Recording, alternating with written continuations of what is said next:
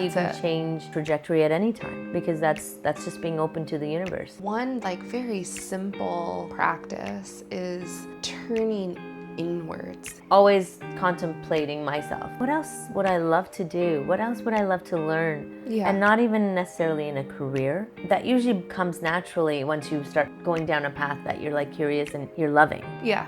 It's soul goals. What is the anchor in your life, or that place inside of yourself where you feel connected or joy or creative or curious, or how do you recognize that within yourself?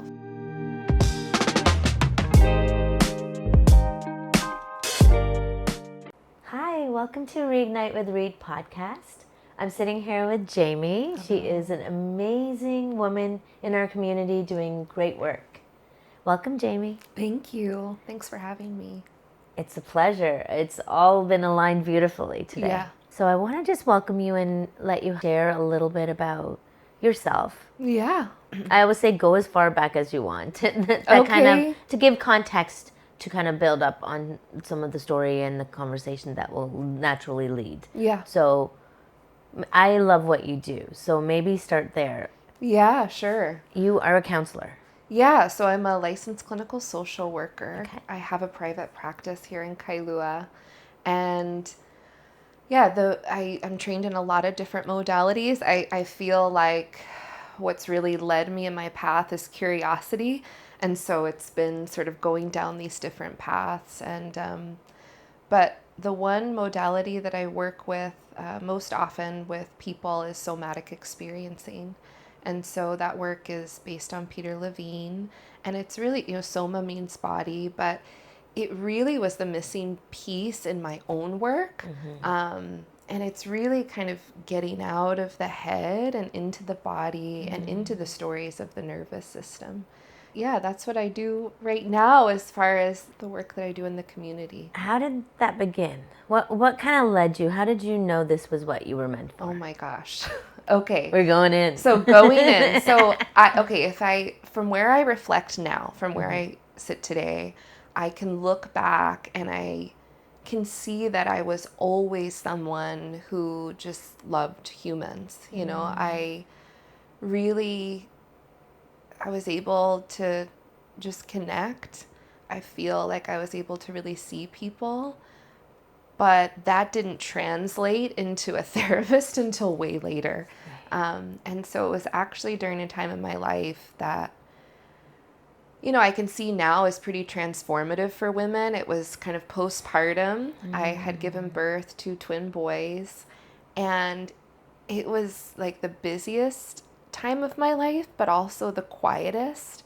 And I just started to kind of contemplate about who I was, kind of what I perceived as my gifts, what I perceived as the need in the world, these big things were mulling over.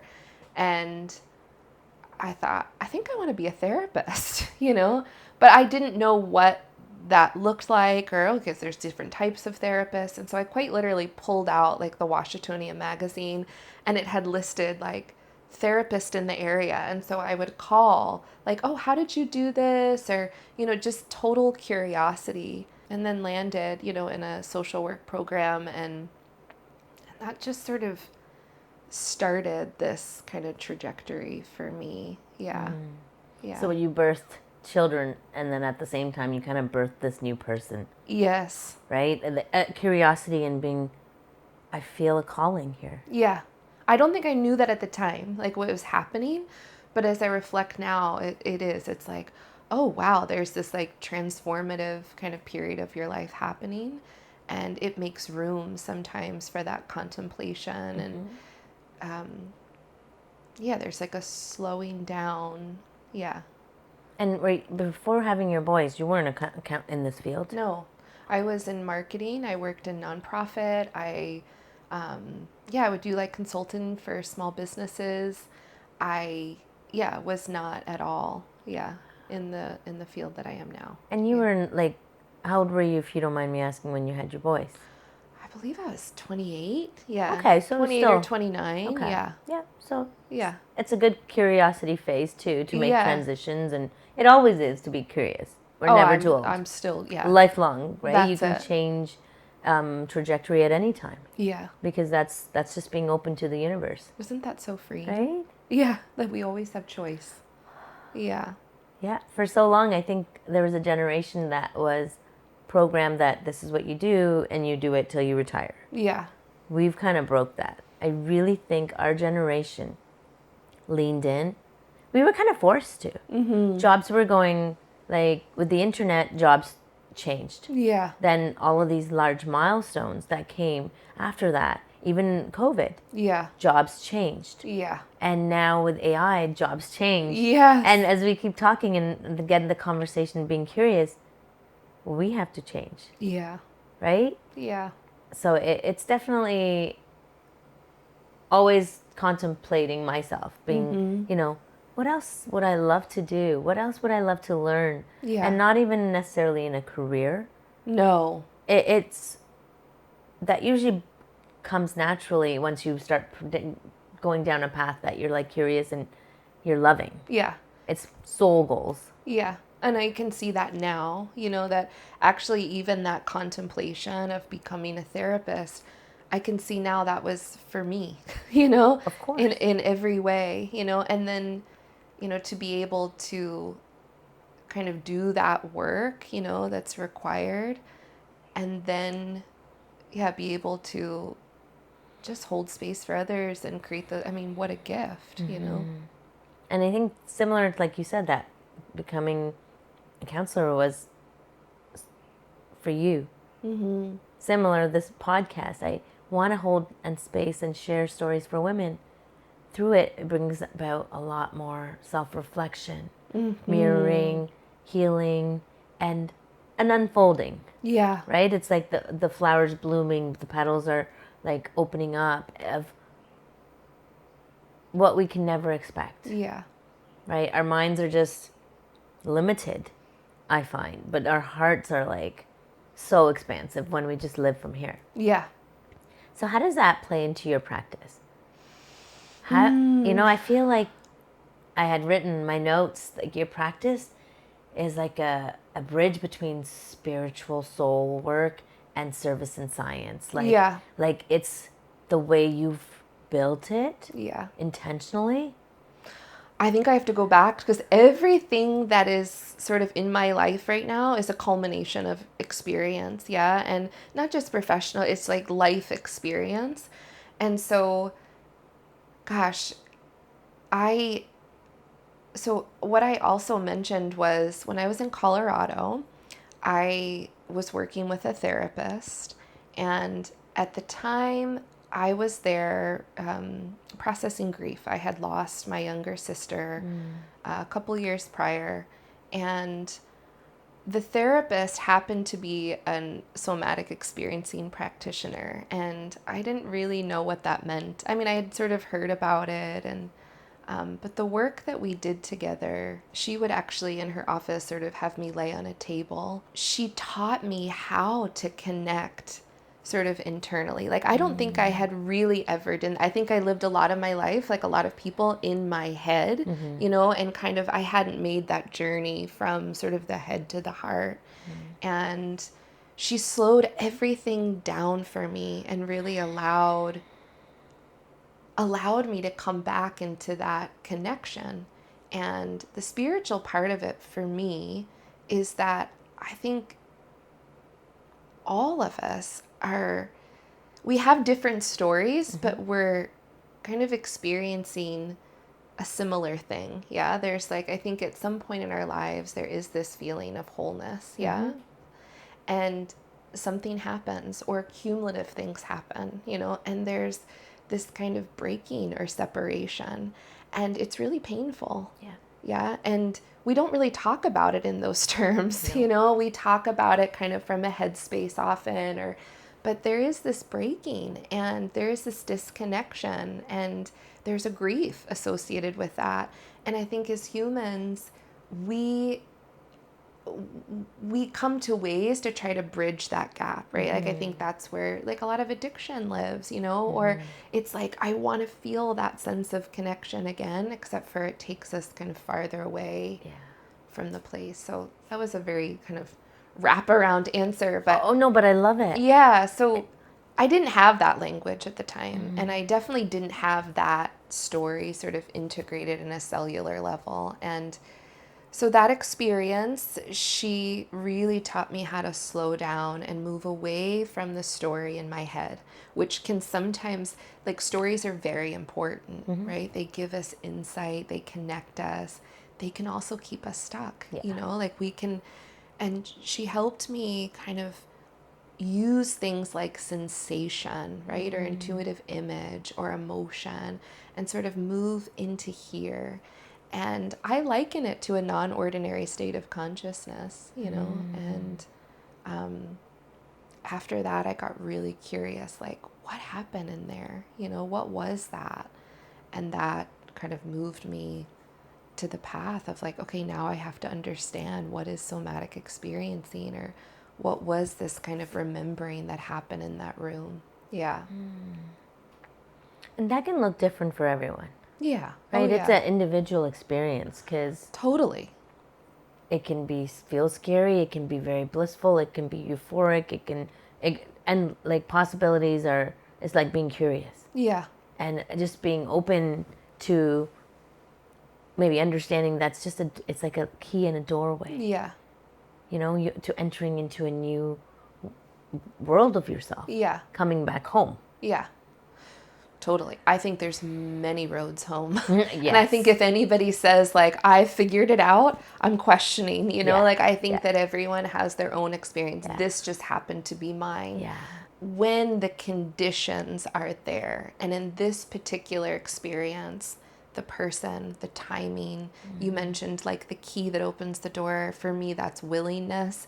You know, all of these things sort of culminated together, and I do feel like a window opened, you know, and we never know when that window's going to happen, you know, but sometimes when those conditions are Usually there. when you're feeling like held or safe.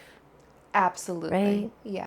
I've been done therapy from a young age, on and off, on and off. Yeah. And some were very cold. If I look back, I think I started maybe 11 or 12. Yeah. Some different situations happened, trauma happened, and I was forced. It was more forced based. Yeah. And it was very stiff Yeah. talk. You know, almost like a wingback chair here. Yeah. He sits there. I'm like, uh-oh. Yes. And so tell me. You're interviewed and you're kind of like, it's like an inquiry, but inquisition almost, right? Totally. I don't feel safe. I don't open up about really anything. No. I start performing, sharing what I think they need and want to hear. Totally.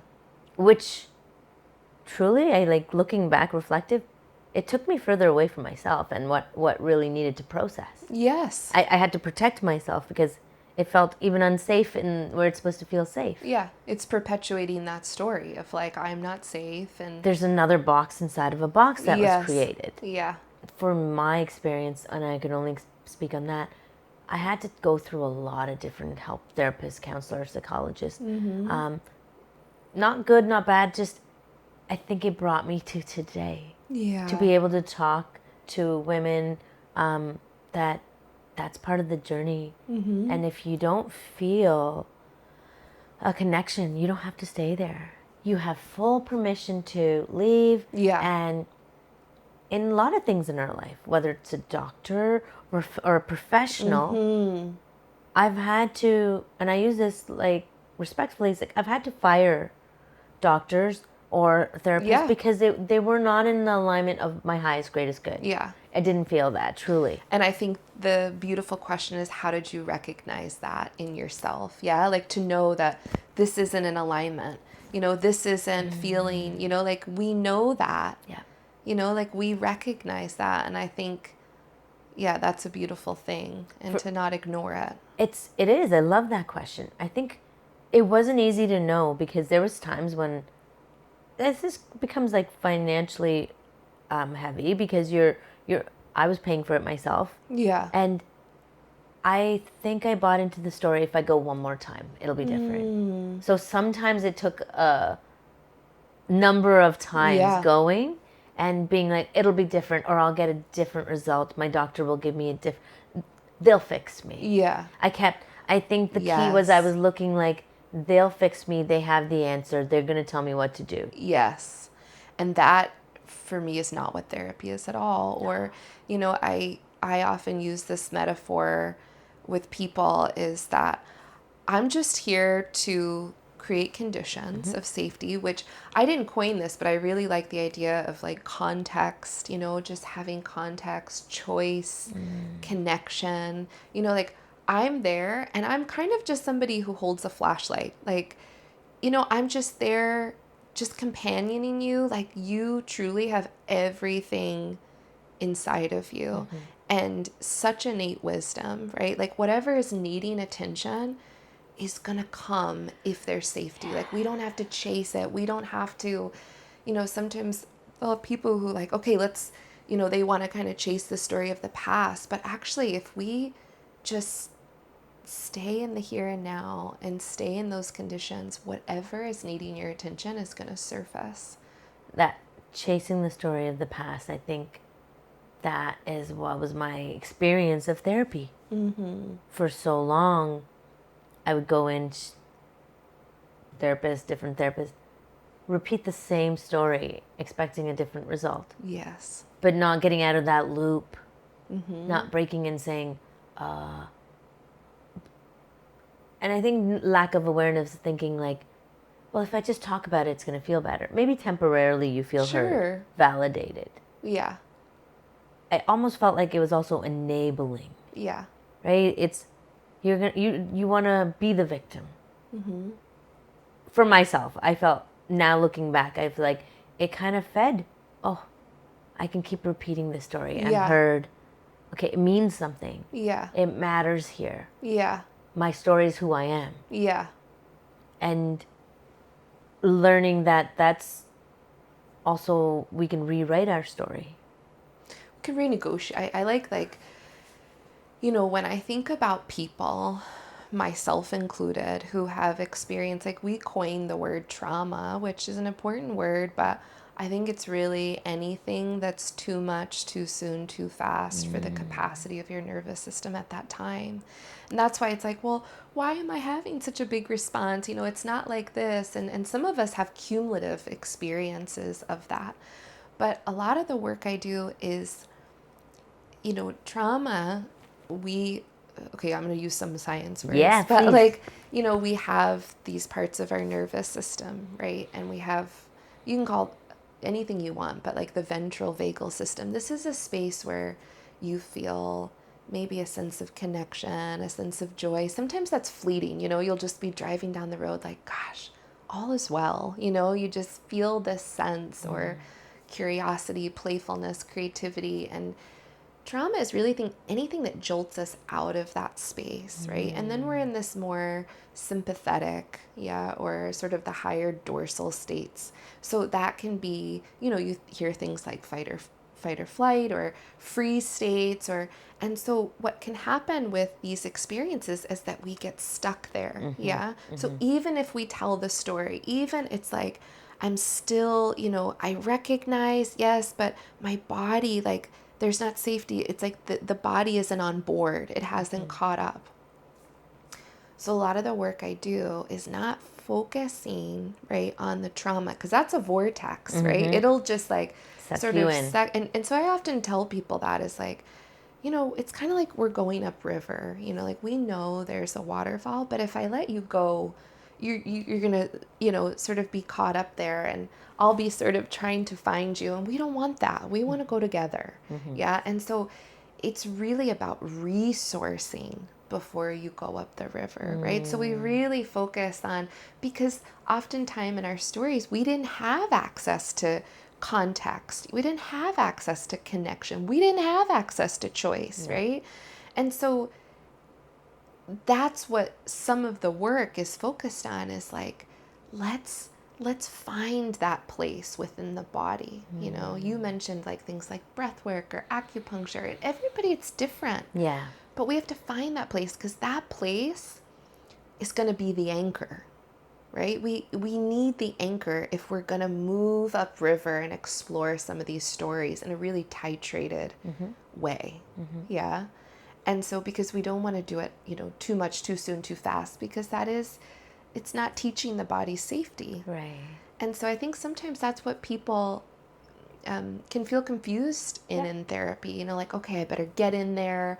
I'm gonna I just want this out of me. I want to just, pull it out or extract it. And really, trauma is just unprocessed resource. Yeah. It's really about just let's open it, let it renegotiate and turn into something else, right? Which will just be more expansiveness within yourself. I love how you word renegotiate. Yeah.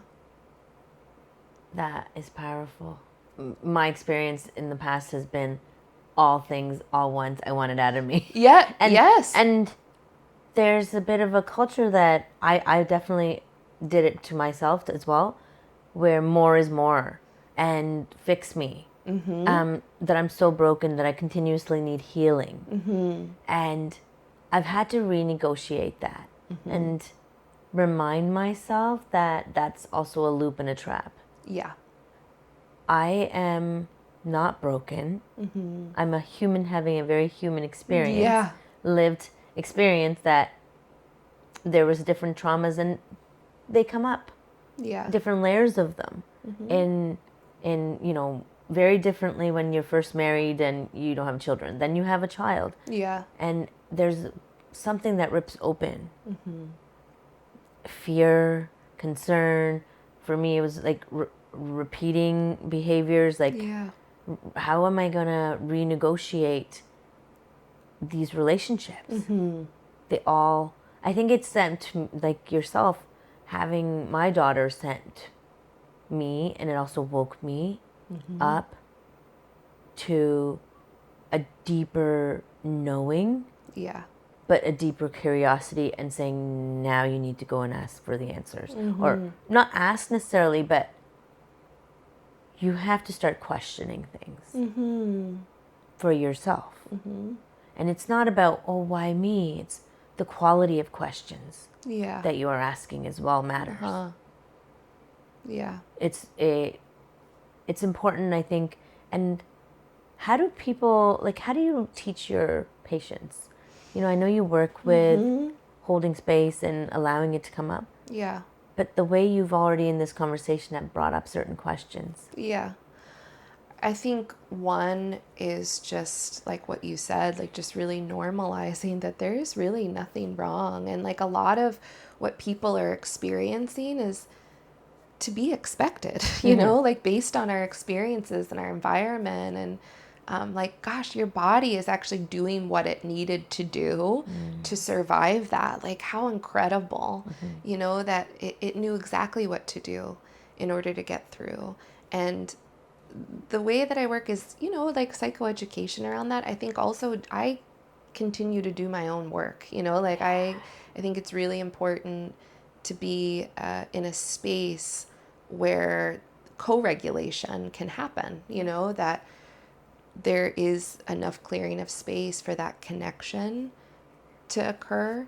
And then I usually start by asking questions like, tell me about the last time, you felt a sense of curiosity or connection or playfulness. And for some people that can feel really far away. Yeah. And it can be met with tears and I don't know, and so that really shows, where are you in that sort of spectrum of disconnection? How far are you up the river? Are you close?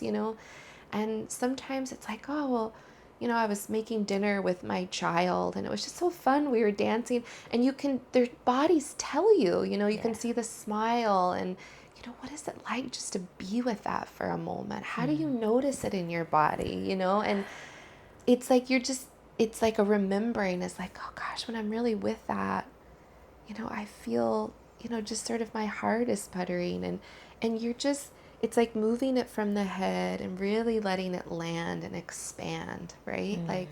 To really see it's right there. Even though you might feel every day you're in this kind of state of disconnection and how do I get back there and it feels so far away. It's just helping them it's right there. And that's what we're going to anchor. Yeah. And it doesn't mean that we're not going to go here. Yeah. It just means that, and they need to experience that on a visceral level. They need to know what that connection and joy feels like. Not me telling them. Yeah. Because everyone's going to feel different. And I love hearing it. It's like, oh, when I paddle out on my board, or, oh, when I just, you know, in my bed, you know, my favorite, whatever it is, we all have, it's unique to each of us. You want to curl up with a good book. Everything, yeah. Generally, I find it's coming back, connecting to what you love. Whatever that home feeling is for you. Yeah. Some it is being active. Some it's I love being in nature. Yeah. You know, a good walk surrounded by oxygen from the plants and trees and birds and chirping and hearing my foot hit the ground, and no matter what's happening, it kind of brings me into being noticing. Yeah. It really, like, I can start noticing the microscopic details, and that comes in and it kind of awakens the grandness of life. That, wow, we are all connected to all of this. When you think about it, and then I like to zoom out and be like, wow, if I zoom out of my town, my village, my body, this universe, like, as important as we are, we're so microscopic in the grandness of and yet we were chosen to be here in this time and space to have these experiences. Yeah. And I love what you just said, right? Because you're really talking about, like, how do I notice that connection? Well, there's a presence. Like, I'm so oriented to the here and now. And also the expansiveness. Like, and I really, you know, I feel that love expands and fear sort of constricts. So that's one way that our body can show up for us in that way of like, oh, this feels expansive. Okay, yeah. And we know truth in our bodies. We know when we're like aligned. It's just that when we haven't felt that in a while, depending on our experience, it can feel like impossible, right? Or hopeless, or but I think most of us are longing for that feeling of like that knowing, or that peace. I don't think it's happiness people are chasing, you know. I think it's that.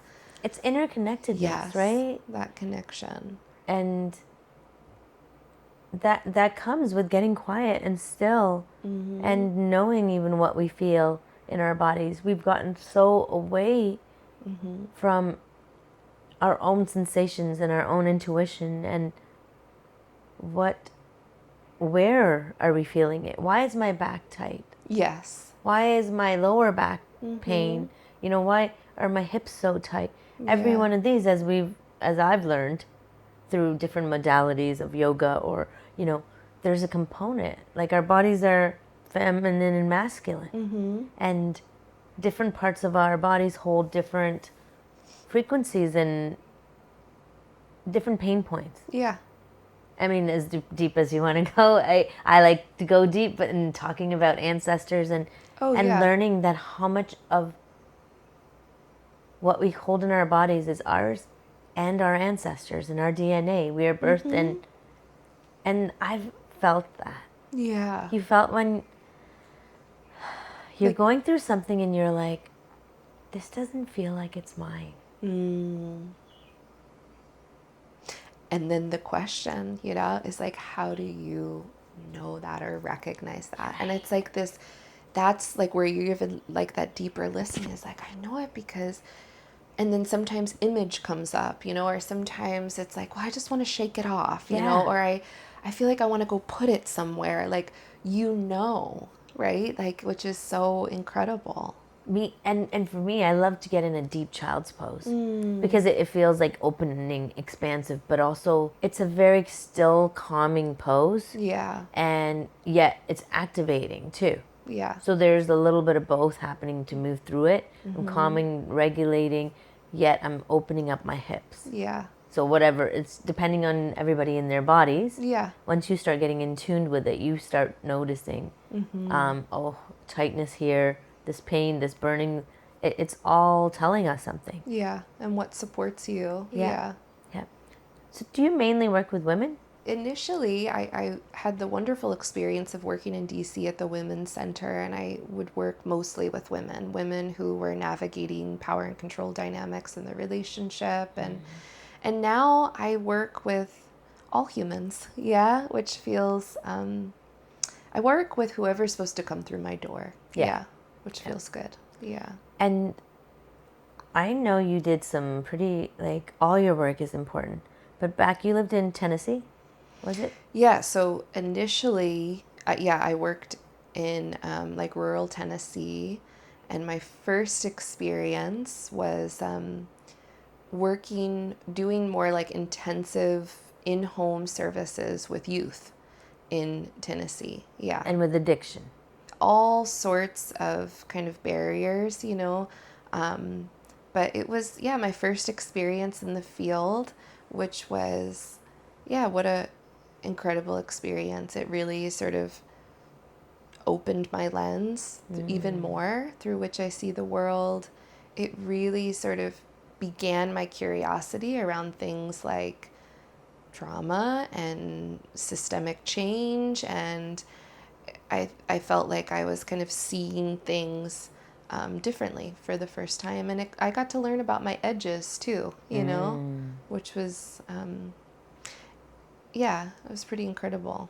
Was it because of the popular, like the demographic with the Yeah, I teens? mean, definitely like there's, you know, the types of people that I got to work with, you know, we all have different barriers, you know, and I got to see, I remember initially just feeling really frustrated because I would work with the kids and then you're like confronted with the family system, the education, like it keeps getting bigger.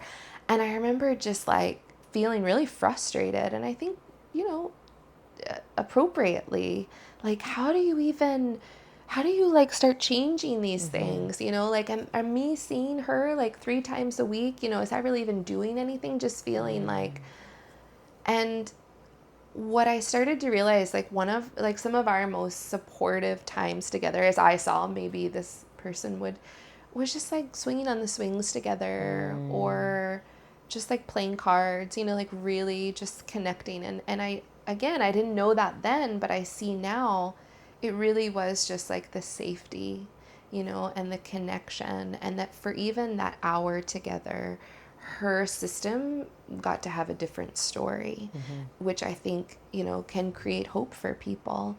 And yeah, I, yeah, it was a great experience, and yeah, I learned a lot. I've had a lot of wonderful experiences, both personally and professionally. Yeah. You moved from Tennessee till To the DC area. and that's where you had you did some work, as you were sharing, with Yeah, with the Women's Center is kind of a, again, is a sort of like this full round story. But my family, my mother, our family, we were clients of the Women's Center, like in my life, you know. And then when I came back to the DC area, I was like, that's where I want to be. And so I did like an internship program there, and I was so fortunate to be supervised by a woman who is just sort of an expert in that field. And I then again, like my world expanded, and I got to work with women who, yeah, were navigating power and control dynamics in their relationships. I got to work in the courts, and so brave. So brave. I'm just like, right now as I'm talking to you, I'm thinking about sort of this one particular experience where I sort of shadowed, you know, what is it like to go through the court system as, and I say a woman, but it's really anybody, you know, who's navigating these dynamics in their intimate relationships. And it was so eye-opening. You know, like you think about, you know, the process of somebody going to court and having to write down their experience and then go before a judge and ask for safety in this, you know, like through the protective order process. And my role was that I sat with these women. There were a couple of them, and I was so curious, like, why today? You know, like of all the days, today is the day that they're walking into. It was just incredible to witness that. And really all I did was, the lady who was in charge said, just keep, offer them chocolate, offer them. And I thought, okay, but you could see just like the fear, the constriction. And I see now it was any way to just like, I'm right here, comfortable, like have a chocolate, you're okay. Like just coming alongside someone. And it's pretty extraordinary to be able to witness people in their weakest of darkest of moments, but yet persevering and asking for help, seeking for help, because it's not easy to advocate for yourself, and everything in your body does not feel safe. Yeah. You are fear-ridden. You are so uncertain. Yeah. That can this make it worse? And yet having to just move forward. And I don't always know why. Do you know, like that day, wow, today's the day. Like, what was it? Like that, what was that intersection that's like, what was the experience what was it that it was like, today's the day, that I'm going in? And I don't think we always know. No. When you look back, like you said, when you look back and you see it from now, I see why those days were the days now, because they were such pivots. It's like directing you to where you were today, and I can see it in the whole, but in those moments, I look back and, having been a person with trauma and having made decisions like, okay, after today, life is going to be different. I know this because I'm choosing to leave this situation, and you had no idea what would tomorrow hold, where you would be, what would happen, yet you guided yourself because you listened.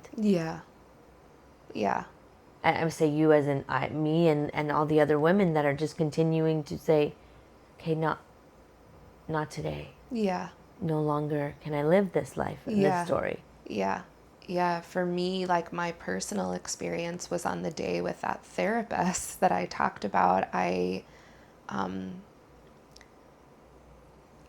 That particular day was sort of a pivotal moment in my life, and I thought I was there to process the grief of my sister, like that's what I was there to do. And my sister died of a heroin overdose, as I mentioned, and I remember being on the table and she asked me something like, what do you think she would tell you, or let that land in your body? And I think I rattled off maybe what a lot of people might say, like, live your best life, like whatever.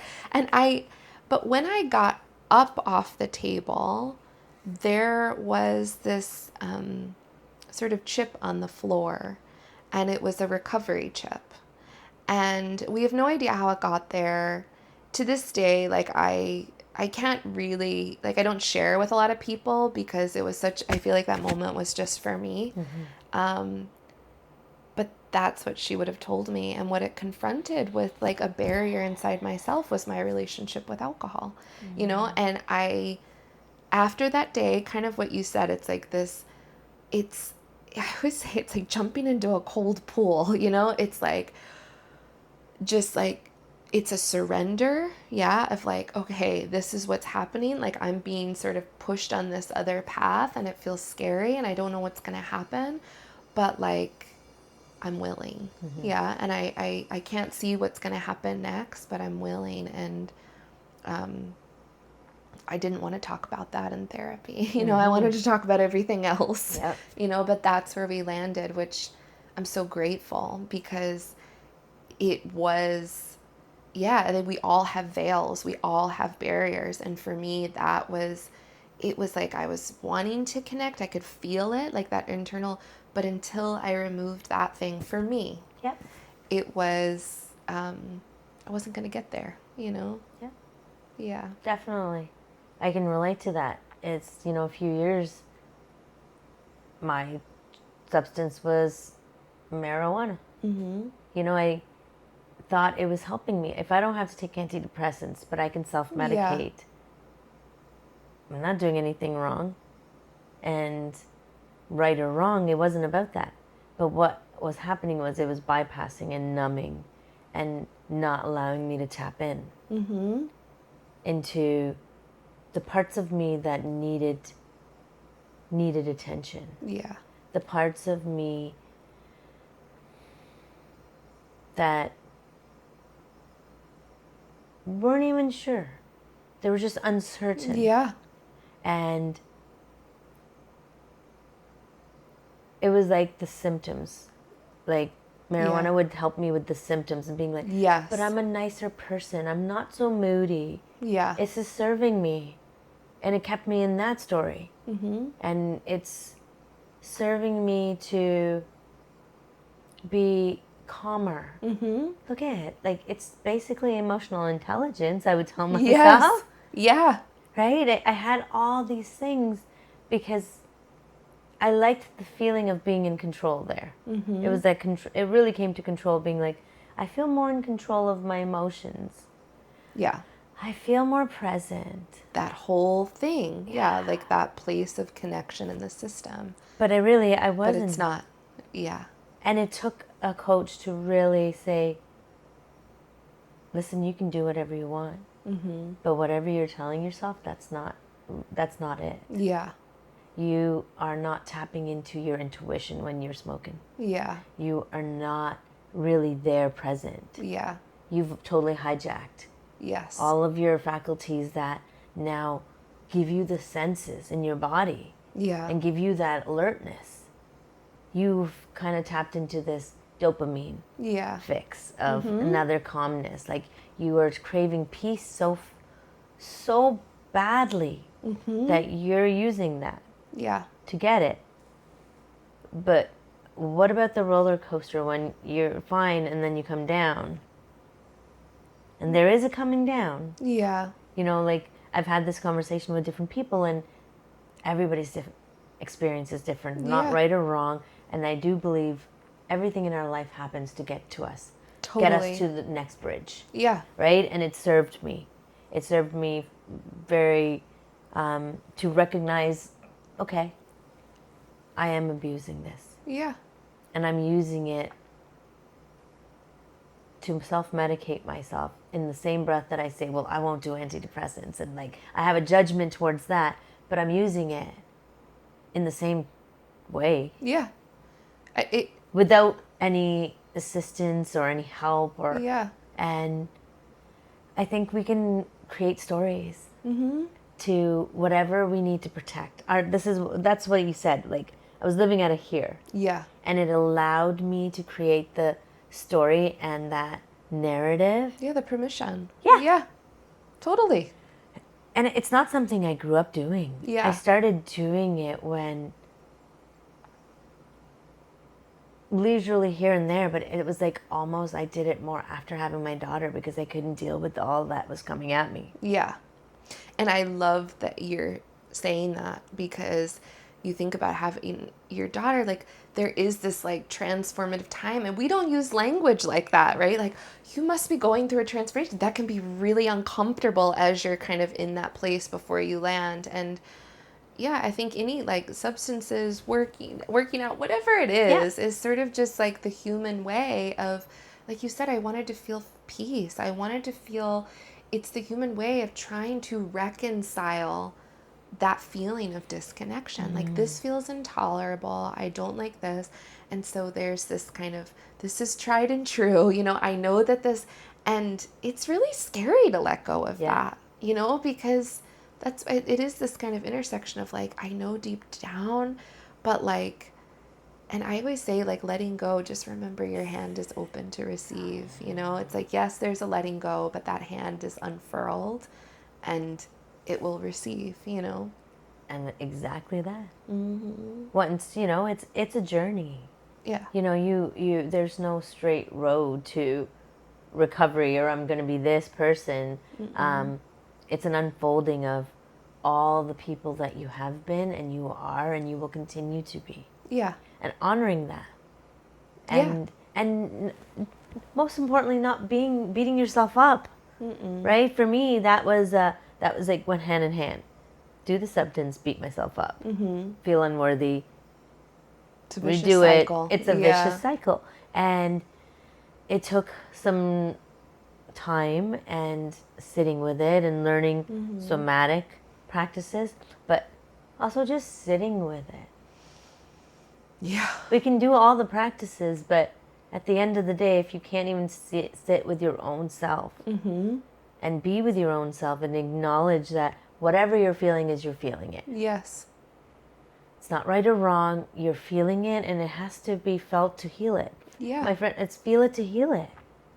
Let it complete its cycle. Yeah. Let it and sometimes we don't need to have meaning, right? Sometimes we just wake up and, it's like, oh, I noticed something, and we don't even have to have the meaning, but letting it come up, okay, this is what it is. How can I support its process to kind of come back into balance? And that doesn't happen right away sometimes, No. That can last I'm just kind of in this space, whatever it is, but it's this trust that I will return, back into that place. And weeks and years sometimes. Yes, totally. And it's ongoing, because for me, I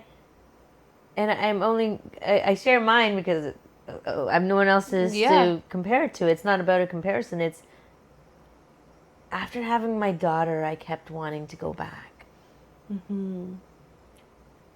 When I get back to myself. When I get my body back. When I feel, balanced. And it felt almost over half a decade it took. Yeah. To really talk to myself and every single day continue showing up and saying, there's no going back.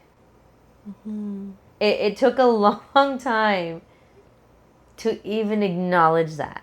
Yes. There is no going back. Yeah. You can recognize what happened. You can be aware of it. My body's not going back.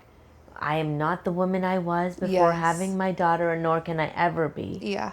I can't get that freedom feeling because I birthed a human. Yeah. And I feel a level of responsibility to guide this human. Yeah. And how she shapes and how she has experiences in this life. Yeah. And even if we were to put your kid up for adoption, you can never go back. Yeah. I love that. And it does take sometimes a long time. We're looking back, but it's like once you come into that acceptance, it's like, okay, now I get to sort of meet this version of myself that's here now, and I think sometimes when we're trying to go to the past, okay, and even in every transformation, right? Whether it's, a loss, a transition, a child, there's so many transitions we're going to go through in our life. And, I experienced this just this past year of okay, I had worked so hard to okay, I know sort of what resources me. I know the things that kind of help me, and it all fell.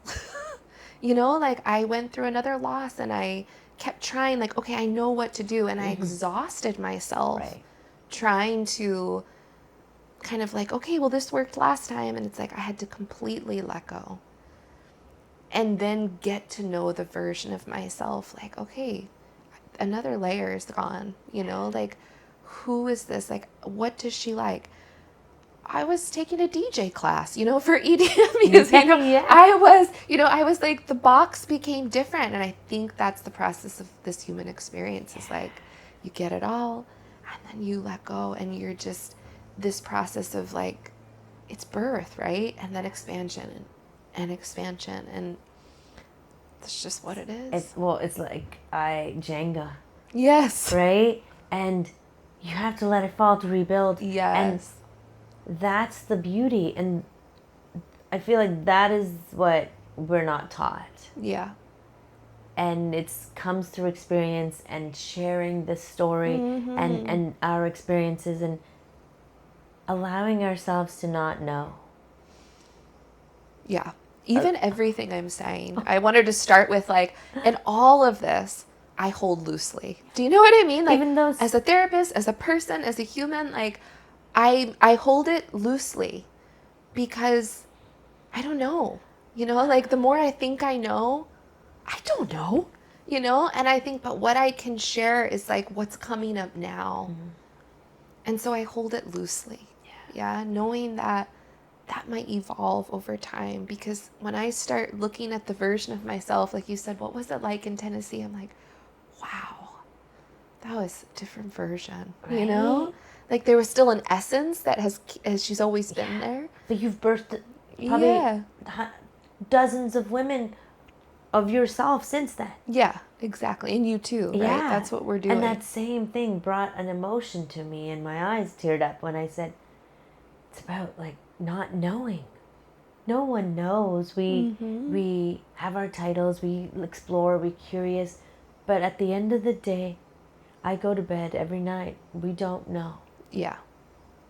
We don't know what's going to unfold. We lean into trust. We lean into, there's an inner compass that guides us, and it's not meant to check off boxes. Yes. It's meant to experience all spectrums. Absolutely. And I love that you said we don't know, because I think that's not something that we talk about, and we go through so much effort, like pretending we know. Even on this podcast, I have no idea what but I'm it's doing. like I hold it loosely, right? Yeah. Like what I can speak to is experience, Yeah. And that experience is always changing and evolving. What felt true for me a year ago feels different, And so I love that you're saying that. It evokes something in me too. It's like, I don't know, Yeah. Nobody knows. And it's okay to say that. Yes. It doesn't devalue or take away, or, there's a power in saying, I don't know. Yeah. I don't know. And especially in this season of life with parenting, navigating children, and their phases and transitions. Yes. Right? And you're having it at the same time. Yes. And it feels big. It feels heavy. And there's pockets of joy and fun, and then pockets of, I don't know. And I'm not afraid. I'm a parent that's pretty much, we're growing up with them. Yeah. Let's be honest. We're growing up with our children. Yeah. We're parenting the child within as we're parenting them, and apologizing when it's necessary. I've told my daughter, Mila, honey, I don't know. Yeah. I've never done this before. Yeah. Can we Google that? Yeah. I need to look that one up. Or, what does that, I put it back to her. What do you think? Yeah. There's so many times she has given me the answer. So many times that she's given me the answer, being like, I was getting all up in here in my head, thinking Miss Know-It-All, and not in here, and she just cracked me wide open with a phrase or a comment. Or I implore people to ask their kids for a little bit of advice. Yes. Every time I'm blown away, and it lands with resonance, like feel like the only person that can land that way. Yeah. Not therapy, not ask your kid that's connected to you, that heard your heart from the inside. And you ask, like I've asked her, I'm like, I'm feeling a little nervous when I'm starting the podcast. Yeah. And shared this before, and I said, when you're skateboarding or you're about to drop in, I know I've seen you feel nervous. What do you do? She's like, Mom, you have to lean in and lean forward. I will use that, and I will probably get it tattooed on my arm, because every day since, when I feel nervous, get in my head, my body's starting to give me feedback. Yeah. I was like, you now have to lean into this feeling. Yes. You have to lean into these emotions. You have to lean into that discomfort or that fear. Whatever this is, we can't go backwards. Because she followed it with said, Mom, if you leaned back, you would fall. Yeah. And that's what you would do. You would fall on the skateboard. It'd come right up from under you. Yeah. And that's just a metaphor for life. I love that. And it's just in the day to day, right? Mm-hmm. You're a vessel. You provide a service, and you've been gifted space that you hold for people. I feel like I can't imagine doing anything else. And it feels, just like in a flow, kind of what we've talked about before. But it's also, gosh, it really teaches me a lot about myself too, and I can recognize now when I'm not in that, you know, when I'm not in that place of maybe feeling like spiritually aligned or connected. And Do you ever say no to clients? Like, as in, like, you can feel that maybe you referred them someone. oh, sure. Yeah. I don't think that I'm for every, like, I feel like whoever, like, my hands are going like this, Yeah. like it's all, I think wherever you're supposed to land, you're supposed to land. And I also think that sometimes the most loving thing that we can do for somebody is let them go. I think sometimes we'll sort of hold on, and whether it's trying to fix, and it's like, it's very scary to let go, but actually that can be the most loving thing, because in your sort of listening to your intuition of letting go, then you make room for whoever's supposed to be or whatever's supposed to be. And I think sometimes we're hanging on because we're in our own sort of, well, I can figure it out and I can but when you're in that space, it's not humility. Humility for me is sort of letting go of the ego and making room for something kind of bigger. And so, yes, I say no, and I try to listen to what feels aligned. Do you transition? Is in your practice, do you have a transition, or you seek clients as long as they want to, or is it like, how does that work? Is there a program? Do you have a protocol? It depends. I especially with SE work, it's slow. It's slow work, because I will often say slowness remembers and hurry forgets. Yeah, like, so it's very, And SE is somatic experience. somatic experience. Yeah, just want to make sure. We can kind of initially just say, like, okay, let's see what happens after a couple of months.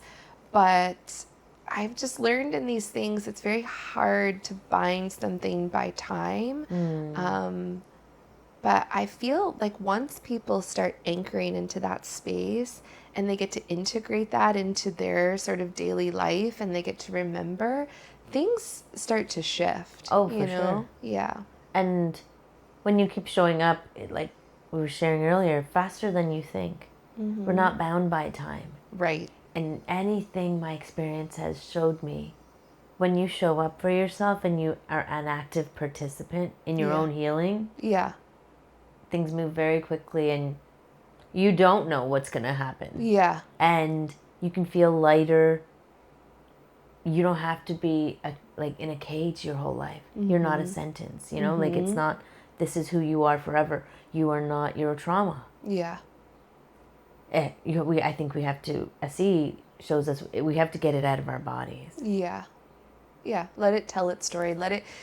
Trauma is like, it never got to complete its cycle. Yeah. Like, it never got to sort of return back to that place of connection and safety and like repair. And so it's wanting to sort of complete. And that's what we do, is just allow that to happen in a really titrated way. Yeah. And how many practitioners work with you? Right now we have 3. It's a really small, it's a smallish practice. Yeah. So, and all of them have been trained in SE? yes. So 2 of us have, and then the other one is sort of newly hired, and she works a lot with like mindfulness practices and chronic pain. So very body-based practices. Yeah. So similarly. I love that. Yeah. And do you virtually, in person, both? Both. Both. Okay. Yeah. Good. Yeah, I love seeing people in person. Yeah, I think telehealth is wonderful too, because people often already have access to the things that make them feel safe, and they have context of their home, and there's something really beautiful, like just even being here with you, right? There's something really beautiful that transpires, like I personally love this. Yeah, I like to be able to look at the practitioner's eyes. Yeah, I'm an energy, like we all are, I feel Yeah. like held, and I feel listened to in a different way without Yeah. a screen in front of. But again, like that was necessary Yeah. all through COVID, Yeah. and it served its purpose. Yeah. And you do one-on-one? You don't ever do groups? Not groups right now. I mean, I've done group work, Mm-hmm. but right now we are not running any groups, so we do individual. Yeah. And what else? What else do you see for your practice? It's an interesting question. I think it goes back to what I said a few minutes ago is I sort of loosely hold, like it's very exciting to kind of think about sort of how the community can be served. And I also kind of what I was sharing earlier is that, I still kind of wake up like, okay, what would you have me do, universe? And so if this is, I really feel like whatever is supposed to open and whatever are the needs of the community and whatever is aligned will happen, and I can sometimes get out of the way. Yeah, I love that. I'm going backwards a bit too because Yeah. it dropped in, and I was like, if you are with a client or patient, you call them? A client, yeah, Yeah, person. a person, and they're having a response. How do you help move them through that? Like, what practice would When you say a response, do you to mean like they're like a feeling trigger? activated or Activated, yeah. something? So it really depends, yeah, on kind of how much like resourcing the person has sort of access to within their system. So that's why initially I work more with sort of let's check in with that other kind of the more ventral vagal system. Let's kind of explore that terrain together, kind of like that metaphor of going upriver. Yeah. Like, what do we have? What resources do we have? And I spend, whether it's animals, whether it's places, whether it's people, I mean, anything, and I spend a lot of time. So then when somebody is moving through activation, you don't, sort of jolt that process and like, okay, let's return to calm, but you go very gently, yeah, and just sort of like a witness and a holding and notice it in the body. What does it look like? What does it feel like? Sometimes people don't even have words. Sometimes we work with modalities like drawing, color, like there's so many different ways to express what does your body want to do right now, and and letting them feel into the outer edges of that as well. Like they need to recognize what feels safe in the body.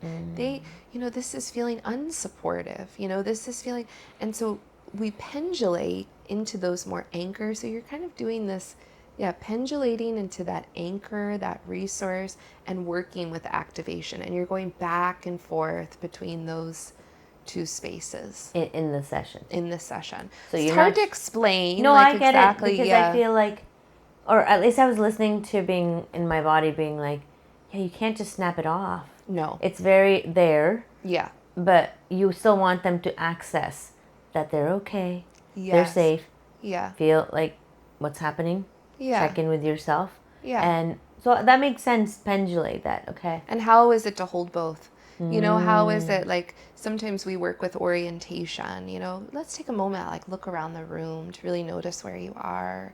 And people will naturally like, oh, I see that your eyes are on that tree. What's it like to be with that tree? Like if you watch, people are naturally doing these things, and that's why I said I just hold the flashlight like, oh, your hands are holding each other. What is it like to notice your hand?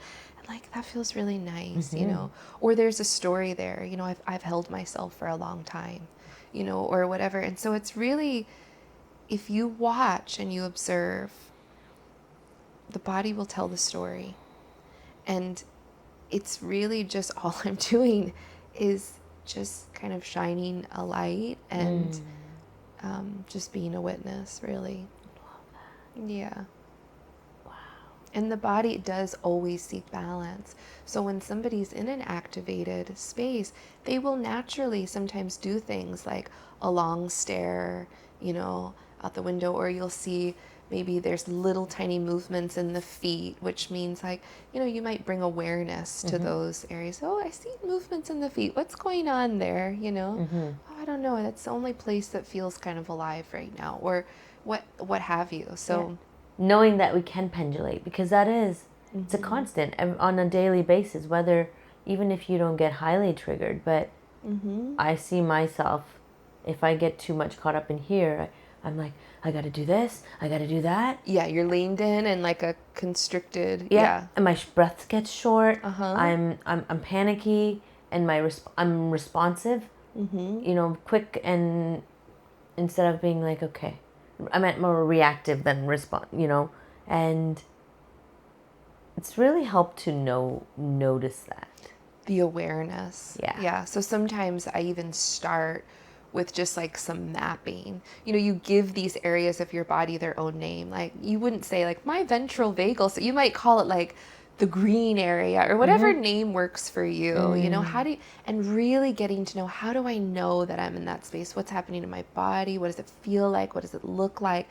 Because that's going to be your own, And like you said, when I'm activated, you kind of went like this, your eyes got really big, I'm like, we gotta, maybe for me, I move into a place of control, right? Like if everything is just right, that I'm safe, or, so it's good to like notice, like, what is okay, maybe that's when I'm really sort of higher in my activation, but what's maybe my first inclination? And maybe it's just like irritability, like I just feel like, why isn't that put away? This sort of like, it's like, oh, okay, that's where I am. And if I can notice that first inclination, what do I need to sort of come back? Do I need to walk, a deep breath, go be with a friend, go shut myself and just be quiet for whatever. But sometimes what happens is it goes activating. And then when we get into the higher spaces like panic, or because the body wants balance, this very fast brake will turn on in the system. And you'll move in, and it's the body's way of seeking balance, and it's saying, okay, we can't access that green area or that ventral, so we have to turn on this fast brake now. And that's when we go into the shutdown. That's when we go into things like depression and hopelessness and sort of more dissociative, like, and it's the body's way of conserve energy, right? And so it's really beautiful to kind of think about, oh, it's not that I'm just sort of, dissociative and I'm checked out. And it's quite literally my body saying, we didn't have access to that space. And so we had to get access. And this is the way, and so now you're sort of in these higher levels. And sometimes it just takes a little bit longer to find your way home.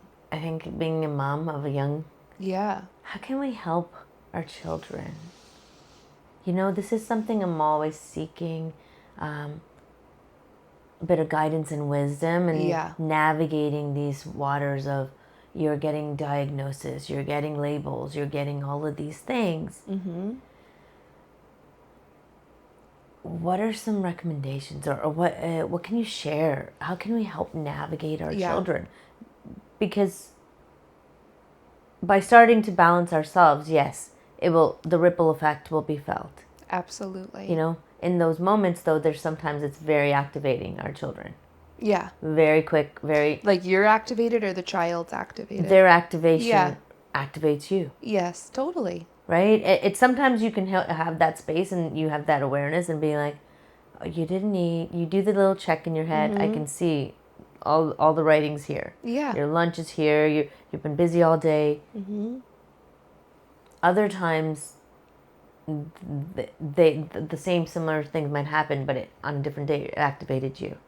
Absolutely. Yeah, because whatever state that you're in determines the story through which you see the world. Yeah, so when you're, depending on how full your bucket is or what's going on, like your capacity or where you are in your own system is going to be a very different experience, for your child and vice versa for the child too.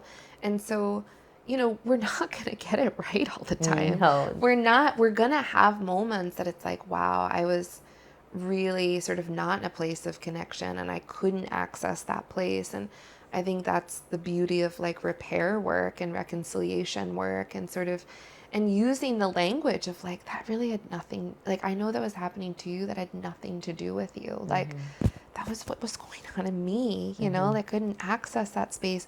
And you're using and modeling language that like, oh, okay, because they're going to have people at school, they're going to have friends, they're going to have all these different things, and they're going to be able to recognize like, that's not mine.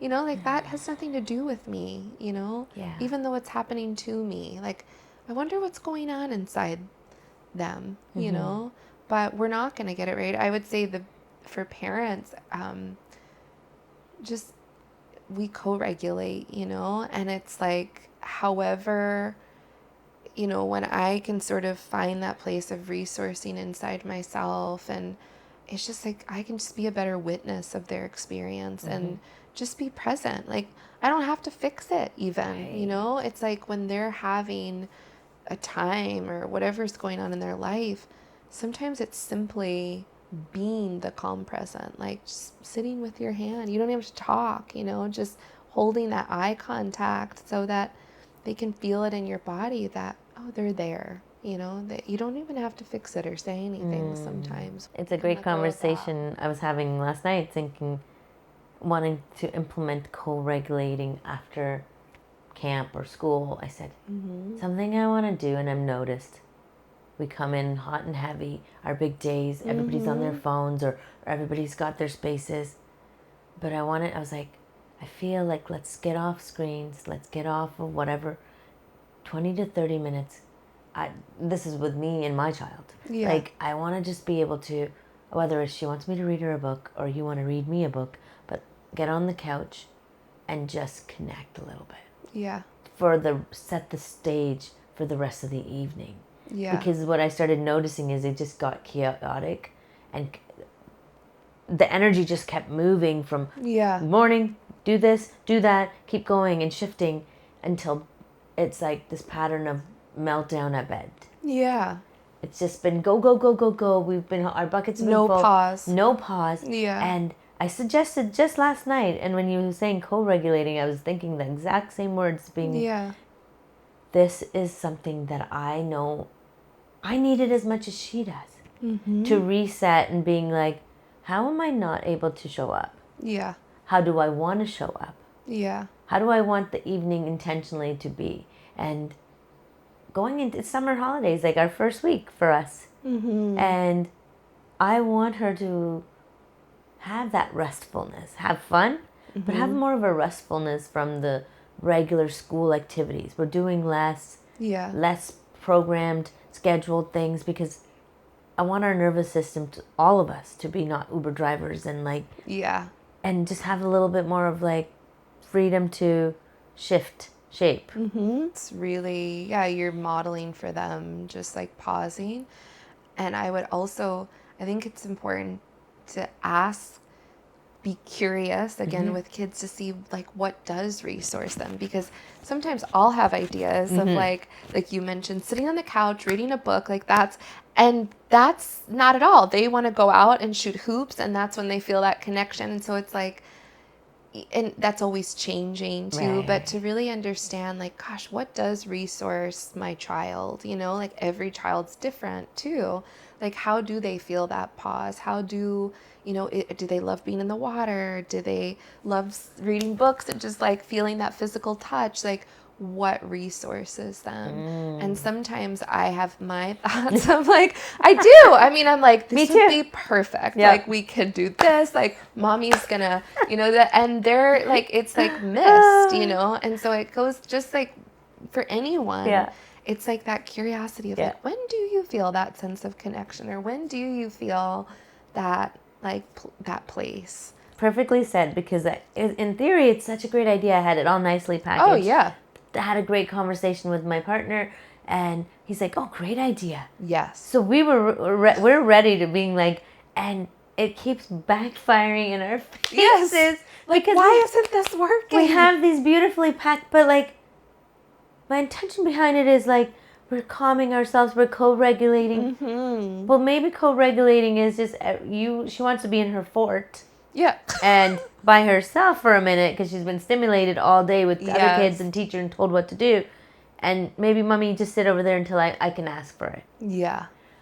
Oh, that was like a key component. Yeah. I was missing, not that I was missing, it was like the awareness wasn't there that, oh yeah, our children are humans having an experience and we got to teach them to ask for what they need and listen to what that is. What that is. And then art is really just to be, again, I always use it. We're curious observers. We're curious observers about our own experience. It like, wow, look at that. I have a lot of like my heart's beating kind of quick, or, and when we are the curious observers, it just creates like space, and that's where freedom is. Yeah. So even with our children, we're curious observers, like, or even to say, I noticed that, you there's some meltdowns or whatever, like, yeah, what would support you, or what, or whatever. And maybe they don't have words to that, but you could ask things like, when do you feel that, like, that good feeling? And they usually have really good sensation in their body, like, oh, it feels like, bees in the belly, or they have all these beautiful images, and yeah, that they know. They know butterflies in the tummy or Yeah. what they know. Yeah. I love that. I want to kind of wrap it all up and ask you, you gave us just big drops of wisdom right there, but maybe for some women listening or men, whoever this lands on, how can that listener incorporate a little bit of SE? I would say start with curiosity, and one like very simple practice is just like turning inwards. Yeah, like just there's so much, as we've talked about, that kind of breeds disconnection, or we're out here, and to really sort of turn inwards and just begin to be your own curious observer. Maybe imagining yourself with like a flashlight, like, what is it like in here right now? And maybe even noticing like areas of the body, like temperature, sensation, or, or even, sort of image, like whatever. And all it is like, for a moment, you're connecting and you're just being curious about your experience. And sometimes that's a beautiful way to start, is just being the observer.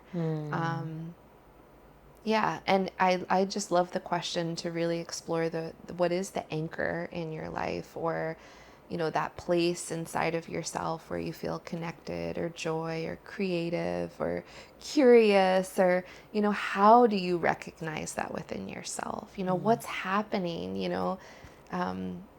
to really like expand that in the body is, I don't think we're asked questions like that, No. often. And Bringing it back to you rather than telling somebody what to feel and how, saying, you get curious and ask yourself the questions. And I love, that's been a game changer for me, because it's gotten me to reframe and that's what helped me go back in. Yeah. I didn't know how to go back in, but it was asking the questions.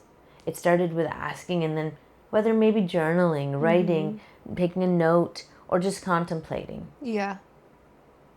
That's been powerful for sure. Yeah.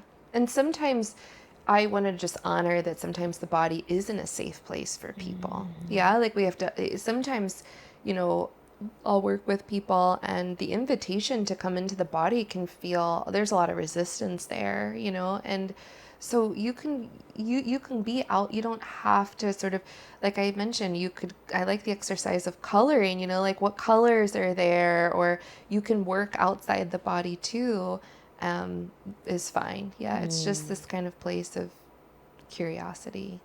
Yeah. That's a big word. That's it. I mean, that has been everything. A game changer in the last, I'd say, about like 5-6 years of approaching everything with curiosity.